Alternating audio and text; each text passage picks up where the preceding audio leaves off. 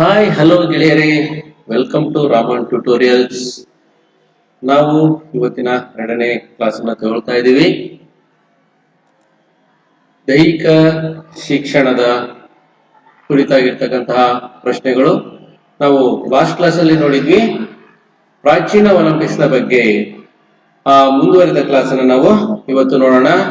Last class ಅಲ್ಲಿ ನಾವು 26 ಕ್ವಶನ್ಗಳನ್ನ ನೋಡಿದ್ವಿ. 26ನೇ ಕ್ವಶನ್ ಬಂದ್ಬಿಟ್ಟು ಯಾವುದು ಪೆಂಟಾಥ್ಲಾನ್ ನ ಭಾಗವಾಗಿರಲಿಲ್ಲ? ಯಾವುದು ಪೆಂಟಾಥ್ಲಾನ್ ನ ಭಾಗವಾಗಿರಲಿಲ್ಲ? ಆಪ್ಷನ್ ಎ ಉದ್ದ ಜಿಗಿತ, ಆಪ್ಷನ್ ಬಿ ಕುಸ್ತಿ, ಆಪ್ಷನ್ ಸಿ ಜಾವ್ಲಿನ್ ಎಸೆತ, ಆಪ್ಷನ್ ಡಿ ಬಾಕ್ಸಿಂಗ್. ಇದರಲ್ಲಿ ಯಾವುದು? Yes, very good. ನೀವು ತುಂಬಾನೇ ಈಸಿಯಾಗಿ ಗೆಸ್ ಮಾಡಿದಿರಾ. Option D is the right answer. ಇದು ಉದ್ದ ಪೆಂಟಾಥ್ಲಾನ್ ನ ಭಾಗವಾಗಿರಲಿಲ್ಲ. ಯಾಕೇಳಿ?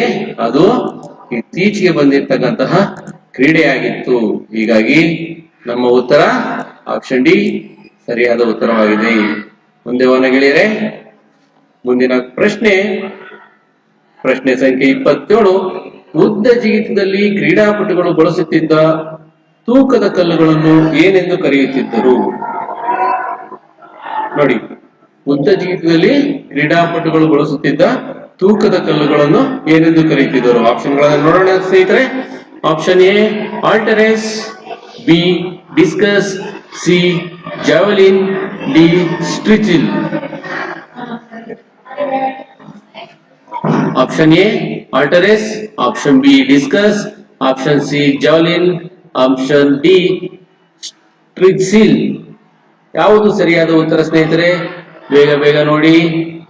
ನಾವು ಮೊದಲಿಗೆ ಇದರಲ್ಲಿ ಹುಡುಕ್ಬೇಕಾಗಿರ್ತಕ್ಕಂಥದ್ದು ತಪ್ಪಾದ ಉತ್ತರ ಉದ್ದ ಜಿಗಿತ ಅಂತ ಬಂದಾಗ. ನೋಡಿ, ಉದ್ದ ಜಿಗಿತದಲ್ಲಿ ಡಿಸ್ಕಸ್ ಅನ್ನ ಬಳಸೋದಿಲ್ಲ ನಾವು, ಹೌದಾ? ಜಾವ್ಲಿನ್ ಕೂಡ ಬಳಸೋದಿಲ್ಲ. ಹಾಗಿದ್ರೆ ನಮ್ಮ ಹತ್ರ 2 ಉತ್ತರಗಳು ಉಳ್ಕೊಂಡಿದ್ದೇವೆ. ಒಂದು ಆಪ್ಷನ್ ಎ ನಲ್ಲಿ ಆಲ್ಟರೇಸ್ ಮತ್ತೆ ಡಿ ಸ್ಟ್ರಿಚಿಲ್ ಅಂತೇಳಿ. ಯಾವುದು ಸರಿಯಾದ ಉತ್ತರ? ಉತ್ತರ ಬಂದು ಆಪ್ಷನ್ ಎ ಆಲ್ಟರೇಸ್. ಅಂದ್ರೆ ಹೆಚ್ಚಿನ ದೂರ ಜಿಗಿಯಲು ನಾವು ತಳ್ಳುವಿಕೆಯನ್ನು ನೀಡೋದಕ್ಕೆ ಕ್ರೀಡಾಪಟುಗಳಿಗೆ ಆಲ್ಟರೇಸ್ ಅಂತಕ್ಕಂತಹ ಕಲ್ಲುಗಳನ್ನ ಕೊಡ್ತಾ ಇದ್ರು.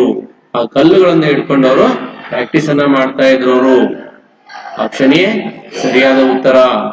ಮುಂದಿನ ಪ್ರಶ್ನೆಗೆ ಹೋಗೋಣ ಗೆಳೆಯರೆ. ಪ್ರಶ್ನೆ ಸಂಖ್ಯೆ 28. ಬಾಕ್ಸಿಂಗ್ ಮತ್ತು ಕುಸ್ತಿಯನ್ನು ಒಳಗೊಂಡ ಅತ್ಯಂತ ಕಠಿಣ ಕ್ರೀಡೆ ಯಾವುದು? ಬಾಕ್ಸಿಂಗ್ ಮತ್ತು ಕುಸ್ತಿ ಎರಡನ್ನೂ ಕೂಡ ಒಳಗೊಂಡಿರ್ತಕ್ಕಂತಹ ಕಠಿಣ ಕ್ರೀಡೆ. ಪದಗಳನ್ನ ನೀವು ಅಬ್ಸರ್ವ್ ಮಾಡಬೇಕು. ಆಪ್ಷನ್ ಗಳನ್ನ ನೋಡೋಣ.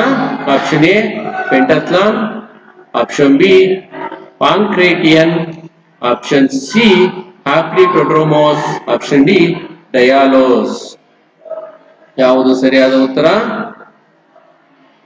Option B pankration. ನೋಡಿ, ಇದು ಪಾಂಕ್ರೇಟಿಯನ್ ಅತ್ಯಂತ ಕ್ರೂರವಾಗಿರ್ತಕ್ಕಂತಹ ಮತ್ತೆ ನಿಯಮರಹಿತವಾಗಿರ್ತಕ್ಕಂತಹ ಒಂದು ಕ್ರೀಡೆಯಾಗಿತ್ತು. ಅದು ಬರೀ ಕ್ರೀಡೆಯಲ್ಲ, ಕದನ ಕ್ರೀಡೆಯಾಗಿತ್ತು.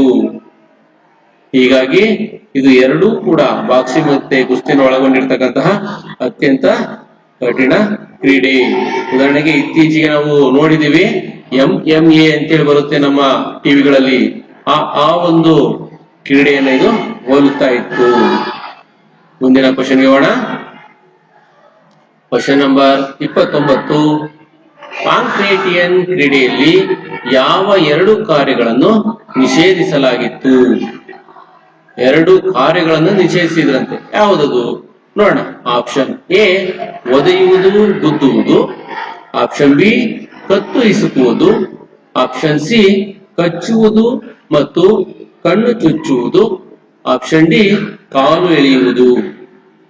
ಕ್ರೀಡೆಯಲ್ಲಿ 2 ಕಾರ್ಯಗಳನ್ನ ನಿಷೇಧ ಮಾಡಿದ್ರು. ಯಾವುದು ಆ 2 ಕಾರ್ಯಗಳು? ಯಾರು ಗೆಸ್ ಮಾಡ್ತಾ ಇದ್ದೀರಾ?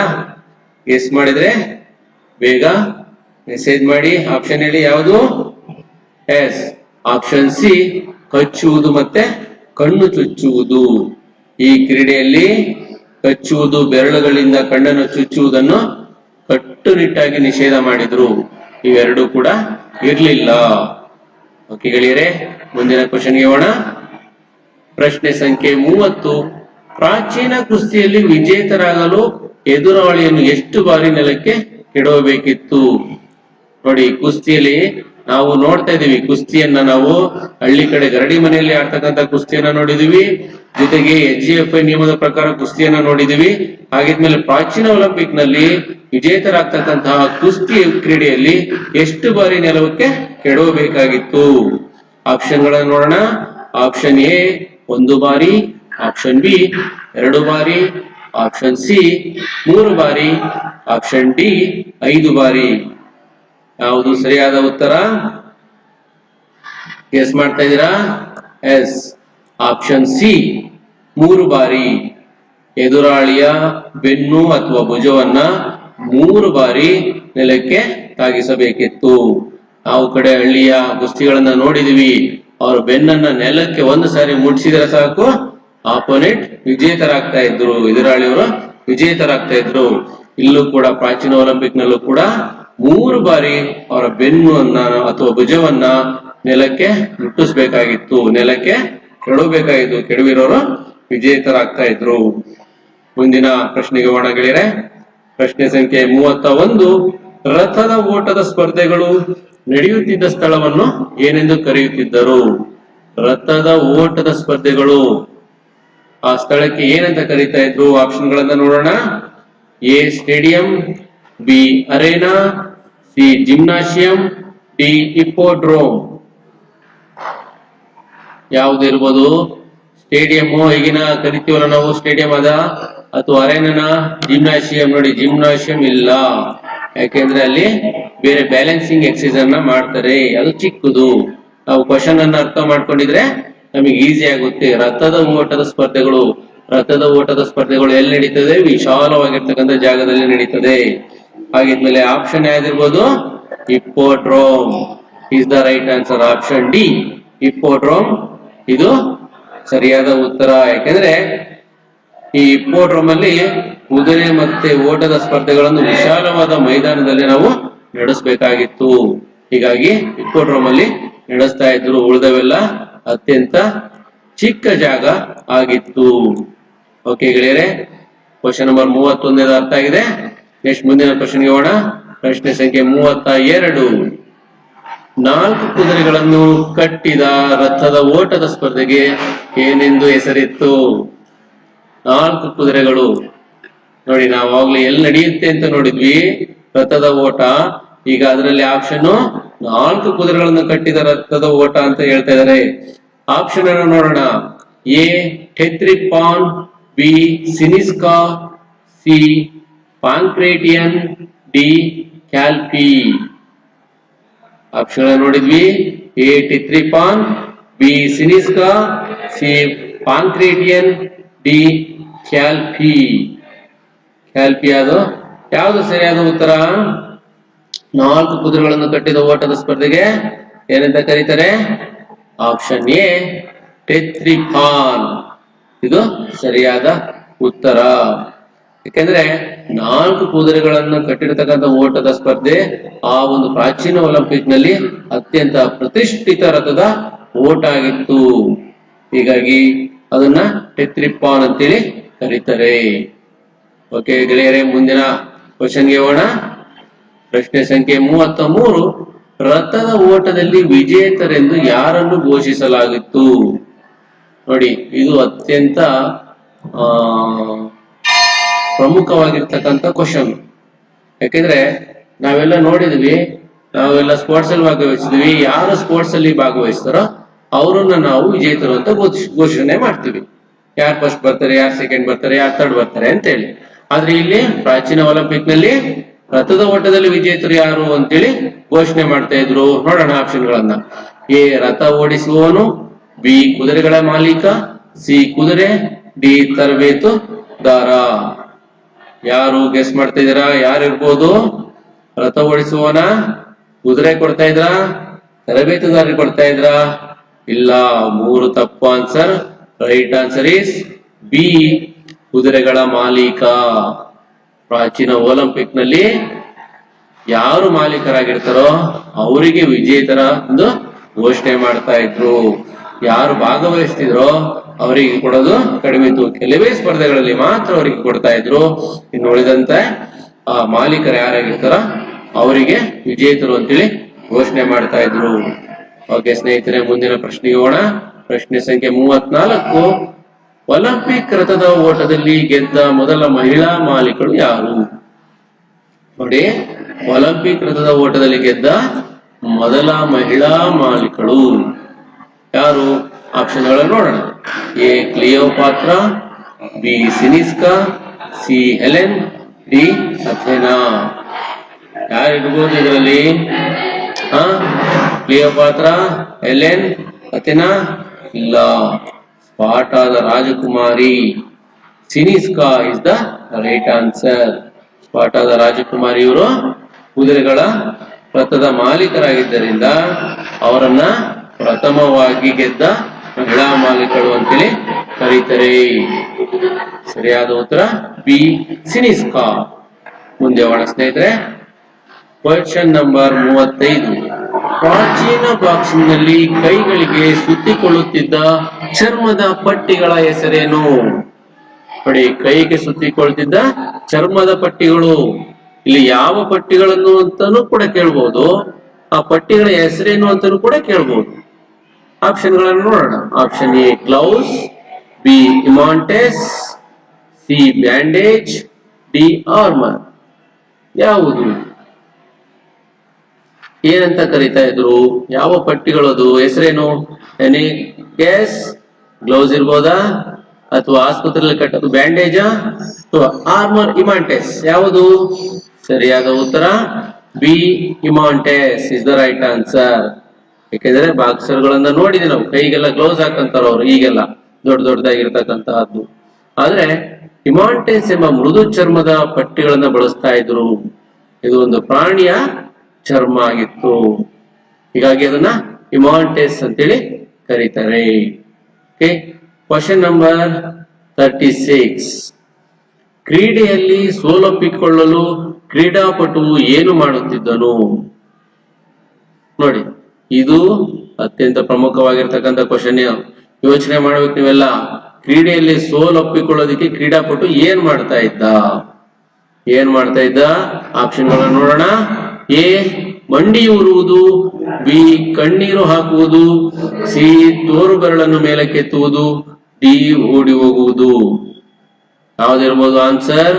ಕಣ್ಣೀರ್ ಹಾಕ್ತಾರ ಅಥವಾ ಓಡಿ ಹೋಗ್ತಾರ? ಮಂಡಿ ಊರ್ತಾರ? ಇಲ್ಲ, ಸರಿಯಾದ ಉತ್ತರ ಸಿ ತೋರು ಬೆರಳನ್ನು ಮೇಲಕ್ಕೆತ್ತುವುದು. ಈಗೆಲ್ಲ ಕೈಯನ್ನ ಮೇಲಕ್ಕೆತ್ತಾರೆ ಬಾಕ್ಸಿಂಗ್ ಗಳಲ್ಲಿ. ಈ ಒಂದು ಕ್ರೀಡೆಯಲ್ಲಿ ತೋರು ಬೆರಳನ್ನ ಮೇಲಕ್ಕೆತ್ತುವುದರ ಮುಖಾಂತರ ಕ್ರೀಡಾಪಟು ನಾನು ಸೋಲನ್ನ ಒಪ್ಕೊಳ್ತಾ ಇದ್ದೀನಿ ಅಂತೇಳಿ ತಿಳಿಸ್ತಾನೆ. ಗೊತ್ತಾಯ್ತಾ ಸ್ನೇಹಿತರೆ? ಮುಂದಿನ ಕ್ವಶನ್ಗೆ ಹೋಗೋಣ. ಪ್ರಶ್ನೆ ಸಂಖ್ಯೆ 37. ಕ್ರೀಡಾಪಟುಗಳು ಮೈಗೆ ಸವರಿದ ಎಣ್ಣೆ ತೆಗೆಯಲು ಬಳಸುತ್ತಿದ್ದ ಉಪಕರಣ ಯಾವುದು? ನಾವು ಮುಂಚೆ ಲಾಸ್ಟ್ ಕ್ಲಾಸ್ ಅಲ್ಲಿ ನೋಡಿದ್ವಿ, ಕ್ರೀಡಾಪಟುಗಳು ಆಲಿವ್ ಮರದ ಎಣ್ಣೆಯನ್ನ ಬಳಸ್ತಾ ಇದ್ರು ಮೈಗೆ ಹಚ್ಕೊಳ್ಳೋದಿಕ್ಕೆ. ಈಗ ಅದನ್ನ ತೆಗಿಯೋದಿಕ್ಕೆ ಏನನ್ನ ಬಳಸ್ತಾ ಇದ್ದಾರೆ? ಆಪ್ಷನ್ಗಳನ್ನು ನೋಡೋಣ. A sponge, B strigil, C towel, D brush. ಯಾವ್ದಿರ್ಬೋದು? ಈಗ ನಾವು ಸ್ನಾನ ಮಾಡುವಾಗ ಬಳಸ್ತೀವಲ್ಲ ಆ ಬ್ರಷ್, ಟವಲ್ಲ ಅಥವಾ ಸ್ಪಂಜ? ಉತ್ತರ ಈ ಮೂರು ಕೂಡ ತಪ್ಪು. Option is B. ಸರಿಯಾದ ಉತ್ತರ option B, strigil is right answer. ಇದನ್ನ ತೆಗೆದುಕೊಂಡು ದೇಹದ ಮೇಲೆ ಇರ್ತಕ್ಕಂತಹ ಎಣ್ಣೆ ಧೂಳನ್ನ ಇದು ಒಂದು ಲೋಹದ ಉಪಕರಣವಾಗಿದ್ದು ಇದನ್ನ ತೆಗೆದಕ್ಕೆ ಬಳಸ್ತಾ ಇದ್ರು. ಯಾಕೆಂದ್ರೆ ಬೇರೆ ಯಾವುದರಿಂದನೂ ಕೂಡ ಅದು ಬರ್ತಾ ಇರ್ಲಿಲ್ಲ. ಆಗಿನ ಕಾಲದಲ್ಲಿ ಪ್ಲಾಸ್ಟಿಕ್ ಇರ್ಲಿಲ್ಲ, ಬ್ರಷ್ ಇರ್ಲಿಲ್ಲ, ಟವಲ್ ಅಲ್ಲಿ ಆ ಎಣ್ಣೆ ಹೋಗ್ತಾ ಇರ್ಲಿಲ್ಲ, ಸ್ಪಂಜು ಕೂಡ ಇರ್ಲಿಲ್ಲ. ಹೀಗಾಗಿ ಅವರು ಲೋಹದ ಉಪಕರಣವನ್ನ ಬಳಸ್ತಾ ಇದ್ರು. ಆ ಲೋಹದ ಉಪಕರಣದ ಹೆಸರು ಸ್ಟ್ರಿಜಿಲ್ ಅಂತೇಳಿ. ಮುಂದಿನ ಪ್ರಶ್ನೆಗೆ ಹೋಗೋಣ. ಪ್ರಶ್ನೆ ಸಂಖ್ಯೆ 38. ಪೆಂಟಾಥ್ಲಾನ್ ನ ಡಿಸ್ಕಸ್ ಅನ್ನು ಯಾವುದರಿಂದ ಮಾಡಲಾಗುತ್ತಿತ್ತು? ನಾವು ಪೆಂಟಾಥ್ಲಾನ್ ನೋಡಿದ್ವಿ. ಪೆಂಟಾಥ್ಲಾನ್ ನ ಡಿಸ್ಕಸ್ ಅನ್ನು ಯಾವುದರಿಂದ ಮಾಡಲಾಗುತ್ತಿತ್ತು? ಆಪ್ಷನ್ಗಳು ನೋಡೋಣ. ಆಪ್ಷನ್ ಎ ಮರ, option B plastic, option C ಕಂಚು, ಕಲ್ಲು ಅಥವಾ ಕಬ್ಬಿಣ, ಆಪ್ಷನ್ ಡಿ ಮಣ್ಣು. ಗೆಳೆಯರೇ, ಉತ್ತರವನ್ನ ಹುಡುಕ್ತಾ ಇದ್ದೀರಾ? ಉತ್ತರ ಹುಡುಕ್ಬೇಡಿ, ತಪ್ಪುಗಳನ್ನ ಹುಡುಕಿ, ಉತ್ತರ ತಾನಾಗೆ ಸಿಗುತ್ತೆ. ನೋಡಿ, ಪ್ಲಾಸ್ಟಿಕ್ ಆಗ ಇರ್ಲಿಲ್ಲ. ಮಣ್ಣಿಂದ ಮಾಡಿದ್ರೆ ಮೇಲೆ ಎಸರೆ ಅದು ಒಡೆದೋಗ್ತಾ ಇತ್ತು. ಇನ್ನ ಮರದಿಂದ ಮಾಡಿಸ್ತಕ್ಕಂತಹದ್ದು ಬರ್ತಾ ಇರ್ಲಿಲ್ಲ. ಸರಿಯಾದ ಉತ್ತರ ಸಿ, ಕಂಚು, ಕಲ್ಲು ಅಥವಾ ಕಬ್ಬಿಣ. ಪ್ರಾಚೀನ ಡಿಸ್ಕಸ್ ಗಳನ್ನ ಅವರು ಕಲ್ಲಿನಿಂದ, ನಂತರ ಕಬ್ಬಿಣದಿಂದ, ನಂತರ ಅವರು ಕಂಚಿನಿಂದ ಮಾಡೋದಕ್ಕೆ ಪ್ರಾರಂಭ ಮಾಡ್ತಾರೆ. ಸೀಸ ಅಥವಾ ಕಂಚಿನಿಂದ ಅವರು ತಯಾರು ಮಾಡ್ತಾ ಇದ್ರು. ಈ ಬೇರೆ ಯಾವುದರಿಂದನೂ ಕೂಡ ಮಾಡ್ತಾ ಇರಲಿಲ್ಲ. ಯಾಕೆಂದ್ರೆ ಅಂಗೈಯಲ್ಲಿ ಡಿಸ್ಕಸ್ ನಿಮಗೆಲ್ಲರಿಗೂ ಗೊತ್ತು, ಡಿಸ್ಕಸ್ ಯಾವ ರೀತಿ ಹಿಡ್ಕೊಂತೀವಿ ಅಂತೇಳಿ. ಹೀಗಾಗಿ ಅವರು ಮಾಡ್ತಾ ಇದ್ದಿದ್ದು ಆಗ ಕಲ್ಲಿನಿಂದ ಪ್ರಪ್ರಥಮವಾಗಿ ಮಾಡ್ತಾರೆ. ಅನಂತರ ಕಂಚು, ಕಬ್ಬಿಣ ಅಥವಾ ಸೀಸದಿಂದ ಮಾಡೋದಕ್ಕೆ ಪ್ರಾರಂಭ ಮಾಡ್ತಾರೆ. ಗೊತ್ತಾಯ್ತಲ್ಲ ಸ್ನೇಹಿತರೆ? ಮುಂದಿನ ಪ್ರಶ್ನೆ ಹೋಗೋಣ. ಪ್ರಶ್ನೆ ಸಂಖ್ಯೆ 39. ಒಲಿಂಪಿಕ್ ಕ್ರೀಡಾಕೂಟವು ಪ್ರಾಚೀನ ಗ್ರೀಸ್ನ ಯಾವ ಹಬ್ಬದ ಭಾಗವಾಗಿತ್ತು? ನೋಡಿ, ಒಲಿಂಪಿಕ್ ಕ್ರೀಡಾಕೂಟವು ಪ್ರಾಚೀನ ಗ್ರೀಸ್ನ ಯಾವ ಹಬ್ಬದ ಭಾಗವಾಗಿತ್ತು? ಆಪ್ಷನ್ಗಳನ್ನು ನೋಡೋಣ. ಎ, ಸುಗ್ಗಿಯ ಹಬ್ಬ, ಬಿ, ಧಾರ್ಮಿಕ ಹಬ್ಬ, ಸಿ, ರಾಜನ ಜನ್ಮದಿನ, ಡಿ, ಯುದ್ಧದ ವಿಜಯ. ಯಾವುದಕ್ಕೆ ಅವರು ಹಬ್ಬಗಳನ್ನ ಮಾಡೋದಕ್ಕೆ ಒಲಿಂಪಿಕ್ ಕ್ರೀಡಾಕೂಟವನ್ನು ಇಟ್ಕೊಂಡಿದ್ರು? ಯಾವ ಹಬ್ಬದಲ್ಲಿ ಮಾಡ್ತಾ ಇದ್ರು ಒಲಿಂಪಿಕ್ ಕ್ರೀಡಾಕೂಟ? Any guess? Yes. B is the right answer. Option B, ಧಾರ್ಮಿಕ ಹಬ್ಬ, ಇದು ಸರಿಯಾದ ಉತ್ತರ. ಪ್ರಾಚೀನ ಒಲಿಂಪಿಕ್ಸ್ ನಲ್ಲಿ ಇದು ಕೇವಲ ಕ್ರೀಡೆ ಆಗಿರದೆ 5 ದಿನಗಳ ಕಾಲ ನಡೆಯುವ ಧಾರ್ಮಿಕ ಹಬ್ಬ ಆಗಿತ್ತು. ಒಲಿಂಪಿಕ್ ನ ನಾವೇನೀಗ ಸ್ಪೋರ್ಟ್ಸ್ ಅಂತ ಹೇಳಿ ನಡೆಸ್ತೀವಲ್ಲ, ಬರೀ ಆ ಸ್ಪೋರ್ಟ್ಸ್ ಅಷ್ಟೇ ಆಗಿರ್ಲಿಲ್ಲ. ಅವರು ಅದನ್ನ ಒಂದು ರೀತಿಯಾಗ ಧಾರ್ಮಿಕ ಹಬ್ಬವಾಗಿ ಅವರು 5 ದಿನಗಳ ಕಾಲ ಆಚರಣೆಯನ್ನ ಮಾಡ್ತಾ ಇದ್ರು. ಆಯ್ತಾ ಸ್ನೇಹಿತರೆ? ಮುಂದಿನ ಪ್ರಶ್ನೆಗೆ ಹೋಗೋಣ. ಪ್ರಶ್ನೆ ಸಂಖ್ಯೆ 40. ವಿಜೇತರಿಗೆ ನೀಡುತ್ತಿದ್ದ ಆಲಿವ್ ಕಿರೀಟವನ್ನು ಎಲ್ಲಿಂದ ತರಲಾಗುತ್ತಿತ್ತು? ವಿಜೇತರಿಗೆ ನಾವು ಆಲಿವ್ ಕಿರೀಟವನ್ನು ತೊಡಿಸ್ತಾ ಇದ್ರು ಗೆದ್ದವರಿಗೆ. ಆ ಕಿರೀಟ ಎಲ್ಲಿಂದ ತರ್ತಾ ಇದ್ರು? ಆಪ್ಷನ್ಗಳನ್ನ ನೋಡೋಣ. ಆಪ್ಷನ್ ಎ, ಅಥೆನ್ಸ್ ಅರಮನೆ, option B, Mount Olympus, option C, Sparta ಬೆಟ್ಟ, ಆಪ್ಷನ್ ಡಿ, ಆಲ್ಟೀಸ್ ಅಥವಾ ಪವಿತ್ರ ತೋಪು. ಆಪ್ಷನ್ ಯಾವುದು ಸರಿಯಾದ ಉತ್ತರ ಇರ್ಬೋದು? ಎಸ್ ಮಾಡ್ತಾ ಇದ್ದೀರಾ? ಅರಮನೆನಾ, ಒಲಂಪಸ್, ಸ್ಪಾರ್ಟಾ ಬೆಟ್ಟನಾ? ಇಲ್ಲ, ಮೂರು ಕೂಡ ತಪ್ಪು ಉತ್ತರಗಳು. ಯಾಕೆಂದ್ರೆ ಅವರಿಗೆ ಕೊಡ್ತಕ್ಕಂತಹದ್ದು ಪವಿತ್ರ ತೋಪು. ಆಪ್ಷನ್ ಡಿ, ಆಲ್ಟಿಸ್ ನಿಂದ ಆಲಿವ್ ಮರದ ಕಿರೀಟವನ್ನು ತರ್ತಾ ಇದ್ರು. ಯಾಕೆಂದ್ರೆ ಅಲ್ಲಿ ಆಲಿವ್ ಮರ ಏನಿದೆ ಅದು ಅತ್ಯಂತ ಪೂಜನೀಯವಾಗಿತ್ತು. ಅದನ್ನ ತುಂಬಾ ಚೆನ್ನಾಗಿ ಆ ಒಂದು GS ದೇವಾಲಯದ ಆವರಣದಲ್ಲಿ ಅದನ್ನ ಇದ್ದಿದ್ರಿಂದ ಆ ಒಂದು ಆಲಿವ್ ಕಿರೀಟವನ್ನ ಆಲ್ಟಿಸ್ ಅದು ಅಥವಾ ಪವಿತ್ರ ತೋಪಿನಿಂದ ಅವರು ತರ್ತಾ ಇದ್ರು. ಓಕೆ ಗೆಳೆಯರೆ, ಮುಂದಿನ ಪ್ರಶ್ನೆಗೆ ಹೋಗೋಣ. ಪ್ರಶ್ನೆ ಸಂಖ್ಯೆ 41. ಒಲಿಂಪಿಯಾದಲ್ಲಿರುವ GS ದೇವರ ಬೃಹತ್ ಪ್ರತಿಮೆಯನ್ನು ಯಾರು ಕೆತ್ತಿದರು? ಪ್ರಶ್ನೆ ಇನ್ನೊಮ್ಮೆ. ಒಲಿಂಪಿಯಾದಲ್ಲಿರುವ GS ದೇವರ ಬೃಹತ್ ಪ್ರತಿಮೆಯನ್ನ ಯಾರು ಕೆತ್ತಿದರು? ಯಾರು? ಆಪ್ಷನ್ಗಳನ್ನು ನೋಡೋಣ. Option A, Plato, option B, Phidias, option C, Aristotle, option D, Socrates. ಯಾವುದು ಸರಿಯಾದ ಉತ್ತರ? ಇನ್ನೊಮ್ಮೆ ಆಪ್ಷನ್ ನೋಡೋಣ. Option A, Plato, option B, Phidias, option C, Aristotle, option D, Socrates. ಯಾರು ಇರ್ಬೋದು ನೋಡಿ? ನಾವು ಪ್ಲೇಟೋ ಹೆಸರು ಕೇಳಿದೀವಿ, ಅರಿಸ್ಟಾಟಲ್ ಹೆಸರು ಕೇಳಿದೀವಿ, ಸಾಕ್ರೆಟೀಸ್ ಹೆಸರು ಕೇಳಿದೀವಿ. ಹಾಗಿದ್ಮೇಲೆ ಇವರು ದೇವರ ಲಿಸ್ಟಿಗೆ ಹೋಗ್ತಾರಾ? ಇಲ್ಲ. ಹಾಗಿದ್ಮೇಲೆ ಉಳ್ಕೊಳ್ಳೋರು ಯಾರು? Option B, Phidias. ಉತ್ತರ ಆಪ್ಷನ್ ಡಿ, ಫಿಡಿಯಾಸ್. ಇದು ಸರಿಯಾದ ಉತ್ತರ ಆಗಿದೆ. ಅದಲ್ಲ ಸ್ನೇಹಿತರೆ? ಒಲಿಂಪಿಯಾದಲ್ಲಿರುವ GS ದೇವರ ಪ್ರತಿಮೆಯನ್ನು ಯಾರು ಕೆತ್ತಿದರೋ? Option B ಪಿಡಿಯಾಸ್. ಇವರೊಬ್ಬ ಶಿಲ್ಪಿಯಾಗಿದ್ದ, ಗ್ರೀಸ್ನ ಪ್ರಸಿದ್ಧ ಶಿಲ್ಪಿ ಇವನು ಪಿಡಿಯಾಸ್ ಅನ್ನೋನು. ಇವನು GS ದೇವರ ಪ್ರತಿಮೆಯನ್ನು ಕೆತ್ತುತ್ತಾನೆ. ಆದರೆ ಪ್ಲೇಟೋ ಒಬ್ಬ, ಅವನು ಮತ್ತೆ ಅರಿಸ್ಟಾಟಲ್ ಮತ್ತೆ ಸಾಕ್ರೆಟಿಸ್, ಇವರು ಮೂವರು ಕೂಡ ಗುರು ಶಿಷ್ಯರು. ಇವರು ನಾವು ಸಮಾಜದಲ್ಲಿ ನೋಡ್ಬೋದು, ಇವರು ಪೊಲಿಟಿಕಲ್ ಸೈನ್ಸ್ ಅಲ್ಲಿ, ಸೋಷಿಯಲ್ ಸೈನ್ಸ್ ಅಲ್ಲಿ ಅವರೆಲ್ಲರೂ ಕೂಡ ಪಿತಾಮಹಗಳು ಅಂತ ಅನಿಸ್ಕೊಂಡಿದ್ದಾರೆ. ಇವ್ರು ಯಾರು ಅಲ್ಲ, ಶಿಲ್ಪಿಗಳು ಮಾತ್ರ ಪ್ರತಿಮೆಯನ್ನ ಕೆತ್ತುತ್ತವ್ರೆ. ಹಾಗಾಗಿ ಬೃಹತ್ ಪ್ರತಿಮೆಯನ್ನ ಕೆತ್ತಕ್ಕಂಥವ್ರು ಗ್ರೀಸ್ನ ಪ್ರಸಿದ್ಧ ಶಿಲ್ಪಿಯಾಗಿರ್ತಕ್ಕಂಥ ಪಿಡಿಯಾಸ್. ಮುಂದಿನ ಕ್ವಶನ್ಗೆ ಹೋಗೋಣ. ಪ್ರಶ್ನೆ ಸಂಖ್ಯೆ 42. GS ಪ್ರತಿಮೆಯನ್ನ ಪ್ರಾಚೀನ ಪ್ರಪಂಚದ ಎಷ್ಟನೇ ಅದ್ಭುತವೆಂದು ಪರಿಗಣಿಸಲಾಗಿತ್ತು? ನಾವು ಪ್ರಪಂಚದ 7 ಅದ್ಭುತಗಳನ್ನ ನೋಡಿದ್ವಿ. ನೋಡೋಣ, ಆಪ್ಷನ್ಗಳನ್ನು ನೋಡೋಣ. ಆಪ್ಷನ್ ಎ 1ನೇ, ಆಪ್ಷನ್ ಬಿ 3ನೇ, ಆಪ್ಷನ್ ಸಿ 5ನೇ, ಆಪ್ಷನ್ ಡಿ 7ನೇ ಅದ್ಭುತಗಳಲ್ಲಿ ಒಂದು. 7 ಅದ್ಭುತಗಳನ್ನ ನೋಡಿದ್ವಿ ನಾವು. ಅದರಲ್ಲಿ ಈ GS ಪ್ರತಿಮೆ ಎಷ್ಟನೆಯದು?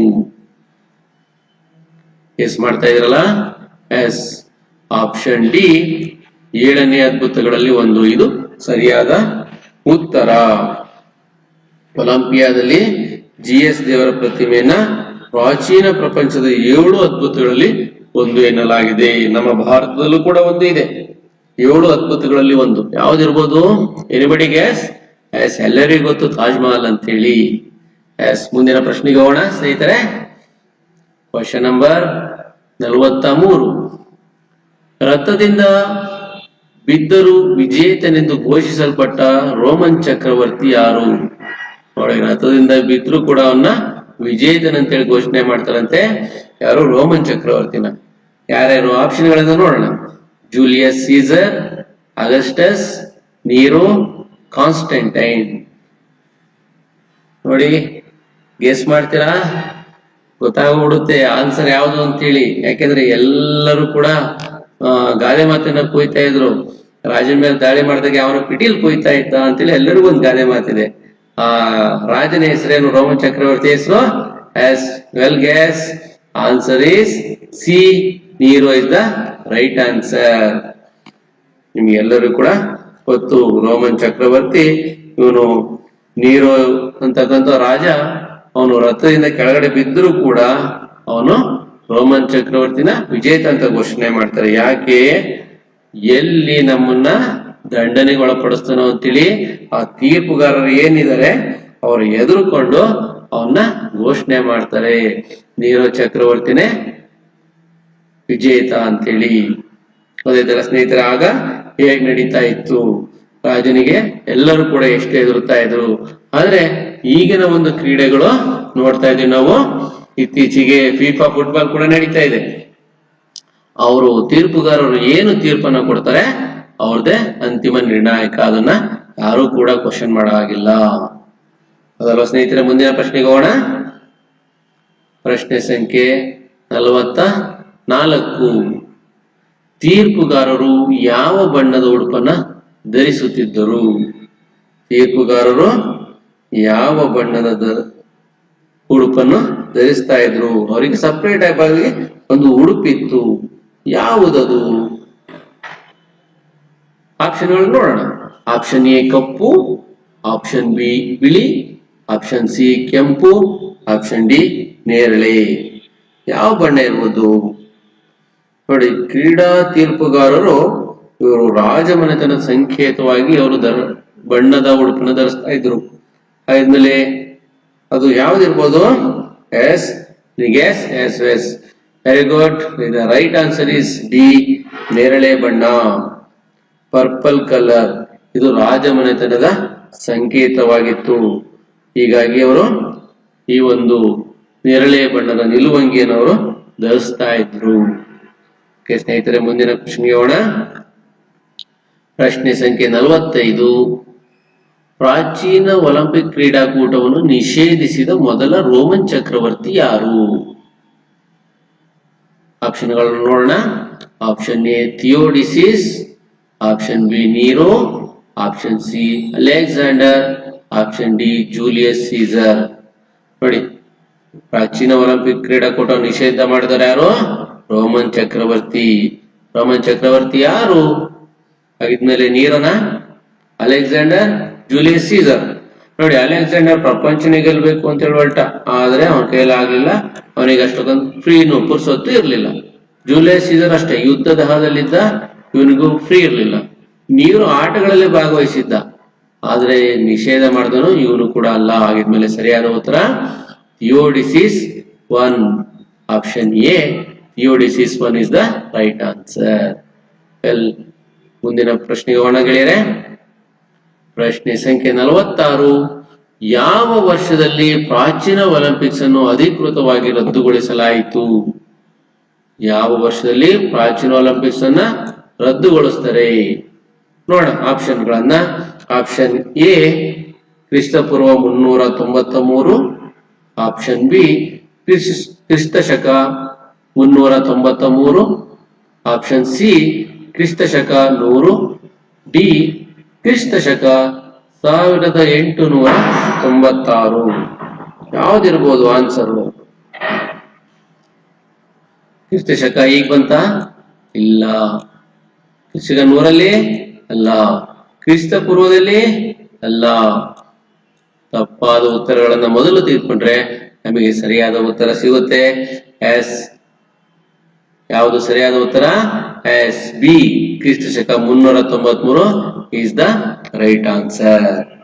ನೋಡಿ, ಸುಮಾರು 12 ಶತಮಾನಗಳ ಕಾಲ ಈ ಪ್ರಾಚೀನ ಒಲಿಂಪಿಕ್ ನಡೀತಾ ಇತ್ತು.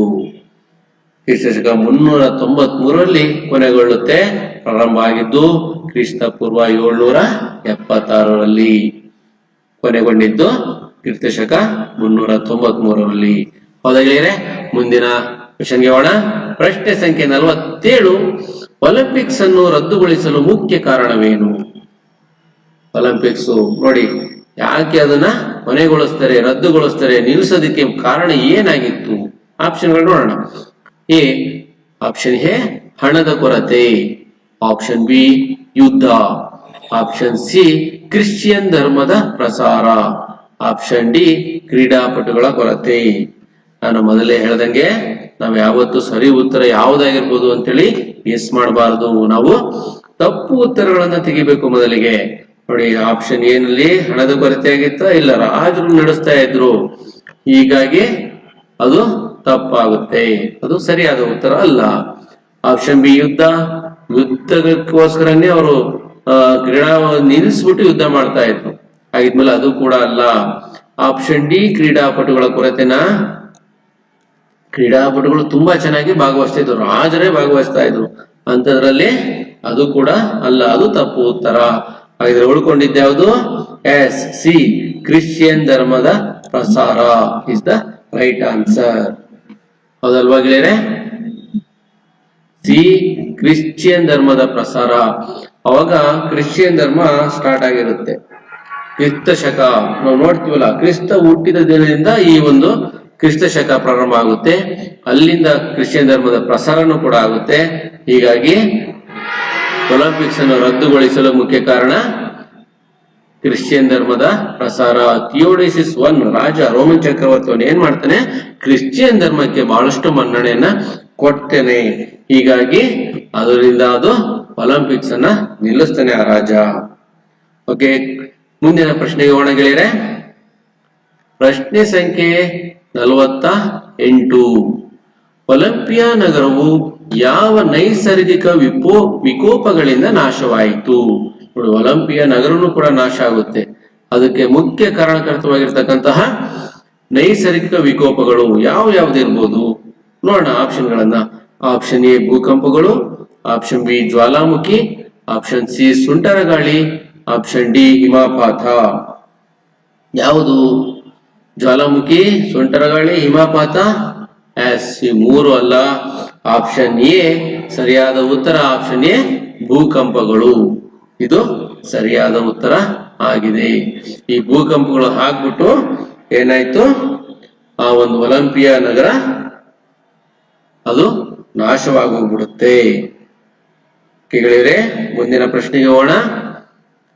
ಪ್ರಶ್ನೆ ಸಂಖ್ಯೆ 49, ಯಾವ ನದಿಗಳಿಂದ ಯಾವ ನದಿಗಳ ಪ್ರವಾಹದಿಂದ ಪ್ರಾಚೀನ ಒಲಿಂಪಿಯಾ ಮಣ್ಣಿನಲ್ಲಿ ಹೂತು ಹೋಯಿತು? ಓಹೋ, ನೋಡಿ, ಇದು ಒಂದು ಆಪ್ಷನ್ ಇದೆ. ಯಾವ ನದಿಗಳು ಪ್ರವಾಹದಿಂದ ಈ ಪ್ರಾಚೀನ ಒಲಿಂಪಿಯಾ ಮಣ್ಣಲ್ಲಿ ಹೂತೋಗುತ್ತೆ? ಯಾವ ನದಿಗಳು? ಆಪ್ಷನ್ ಗಳು ನೋಡೋಣ. ಎ ನೈಲ್ ಮತ್ತು Tigris, B Alpheios Kladeos, C Amazon, Ganga, D Tiber. ನೀವೆಲ್ಲ ಬುದ್ಧಿವಂತರಾಗ್ತಾ ಇದ್ದೀರಾ. ಎಸ್, ಮೊದಲಿಗೆ ನೀವು ಯಾರು ಸರಿ ಉತ್ತರವನ್ನು ಹುಡುಕ್ತಾ ಇಲ್ಲ, ತಪ್ಪು ಉತ್ತರಗಳನ್ನು ತೆಗಿತಾ ಇದ್ದೀರಾ ಈಗ ಆಲ್ರೆಡಿ. ಎಸ್, ಯಾವ್ದಿರ್ಬೋದು ಸರಿಯಾದ ಉತ್ತರ? Yes, option B is the right answer, Alpheios Kladeos. ಈ ನದಿಗಳ ಪ್ರವಾಹದಿಂದ ಏನಾಗುತ್ತೆ? ಒಲಿಂಪಿಯಾ ಮಣ್ಣಿನಲ್ಲಿ ಹೂತು ಹೋಗುತ್ತೆ. ಯಾಕೆಂದ್ರೆ ಅಲ್ಲಿ ಅಮೆಜಾನ್ ಬರೋದಿಲ್ಲ, ಟೈಬರ್ ಬರೋದಿಲ್ಲ, ಟೈಗ್ರಿಸ್ ಬರೋದಿಲ್ಲ, ಗಂಗಾ ನದಿ ಅಂತೂ ಬರೋದೇ ಇಲ್ಲ. ಹೀಗಾಗಿ ಸರಿಯಾದ ಉತ್ತರ ಆಲ್ಪಿಯೋಸ್ ಮತ್ತೆ ಕ್ಲಾಡಿಯಸ್. ಮುಂದಿನ ಪ್ರಶ್ನೆಗೆ ಹೋಗೋಣ. ಇದು ಕೊನೆಯ ಪ್ರಶ್ನೆ, 50. ಪ್ರಶ್ನೆ ಬಂದು, ಆಧುನಿಕ ಒಲಿಂಪಿಕ್ಸ್ ಯಾವಾಗ ಪ್ರಾರಂಭವಾಯಿತು? ನೋಡಿ ಸ್ನೇಹಿತರೆ, ಪ್ರಾಚೀನ ಒಲಿಂಪಿಕ್ ನಿಂತೋದ್ರು ಕೂಡ ಆಧುನಿಕ ಒಲಿಂಪಿಕ್ ಪ್ರಾರಂಭ ಆಗುತ್ತೆ. ಆಪ್ಷನ್ ಗಳು ನೋಡೋಣ. Option A 1896, option B 1900, option C 1920, option D 1850. ಸರಿಯಾದ ಉತ್ತರ ಯಾವ್ದಿರ್ಬೋದು? ಗೆಸ್ ಮಾಡ್ತಾ ಇದ್ದೀರಾ? ಎಸ್, ಆಪ್ಷನ್ ಎ 1896ರಲ್ಲಿ ಪ್ರಾರಂಭ ಆಗುತ್ತೆ. ನಾವು ನೋಡಿದ್ವಿ, ಆಧುನಿಕ ಒಲಿಂಪಿಕ್ ನ ಪಿತಾಮಹ ಅಂತೇಳಿ ಪಿಯರ್ ಡಿ ಕೊಬರ್ಟಿನ್ ಕರಿತೀವಿ. ಅವನು ಈ ಆಧುನಿಕ ಒಲಿಂಪಿಕ್ಸ್ ಅನ್ನ ಪ್ರಾರಂಭ ಮಾಡ್ತಾನೆ. ಬಹಳ ರೋಚಕತೆಯಿಂದ ಕೂಡಿರ್ತಕ್ಕಂತಹದ್ದು. ಈ ಪಿಯರ್ ಡಿ ಕೊಬರ್ಟಿನ್ 1850ರಲ್ಲಿ ಸ್ಟಾರ್ಟ್ ಮಾಡ್ತಾನೆ ನಡೆಸಬೇಕು ಅಂತೇಳಿ. ಅದ್ರ ಬಗ್ಗೆ ಮಾಹಿತಿಯನ್ನೆಲ್ಲ ರೆಡಿ ಮಾಡ್ತಾನೆ. ಅವನ ಜೊತೆಗೆ ಫ್ರಾನ್ಸ್ ನ ಜಪಾಸನನ್ನು ಕೂಡ ಸೇರ್ಕೊಂಡು ತುಂಬಾ ಕೆಲಸ ಮಾಡ್ತಾರೆ. ಕೊನೆಗೆ ಅವರೆಲ್ಲರ ಶ್ರಮದಿಂದ 1896ರಲ್ಲಿ ಮೊದಲ ಬಾರಿಗೆ ಗ್ರೀಸ್ ನ ಅಥೆನ್ಸ್ ಅಲ್ಲೇ ನಡೆಸ್ತಾರೆ. ಅಥೆನ್ಸ್ ಅಲ್ಲಿ ಆಧುನಿಕ ಒಲಿಂಪಿಕ್ಸ್ ಅನ್ನ ನಡೆಸ್ತಾರೆ. ಅಲ್ಲಿ 20 ದೇಶಗಳು ಮಾತ್ರ ಭಾಗವಹಿಸಿರ್ತಾರೆ. ಆದ್ರೆ ಇನ್ನೊಂದು ವಿಶೇಷತೆ, ಮೊದಲ ಒಲಿಂಪಿಕ್ಸ್ ನಲ್ಲಿ ಯಾವುದೇ ಮಹಿಳಾ ಕ್ರೀಡಾಪಟುಗಳು ಭಾಗವಹಿಸಿರೋದಿಲ್ಲ. ಕೇವಲ ಪುರುಷ ಕ್ರೀಡಾಪಟುಗಳು ಮಾತ್ರ ಭಾಗವಹಿಸಿರ್ತಾರೆ. ಸರಿ, ಗೊತ್ತಾಯ್ತಲ್ಲ ಸ್ನೇಹಿತರೆ? ನಿಮ್ಗೆಲ್ಲರಿಗೂ ತುಂಬಾ ಚೆನ್ನಾಗಿ ಈ ಒಂದು ಕ್ಲಾಸ್ ಚೆನ್ನಾಗಿತ್ತು ಅಂತ ಅಂದ್ಕೊಂಡಿದೀನಿ. ನಿಮ್ಗೆ ಏನ್ ಅನ್ಸುತ್ತೆ ನೀವು ಕಾಮೆಂಟ್ ಬಾಕ್ಸ್ ಅಲ್ಲಿ ನೀವು ಹಾಕ್ಬೋದು. ಇದೇ ರೀತಿಯಾಗಿ ಮುಂದಿನ ಕ್ಲಾಸ್ ಅಲ್ಲಿ ನಡೆಸೋಣ. ಅಲ್ಲಿವರೆಗೂ ನಿಮ್ಮೆಲ್ಲರಿಗೂ ಕೂಡ ತುಂಬ ಹೃದಯದ ಧನ್ಯವಾದಗಳು.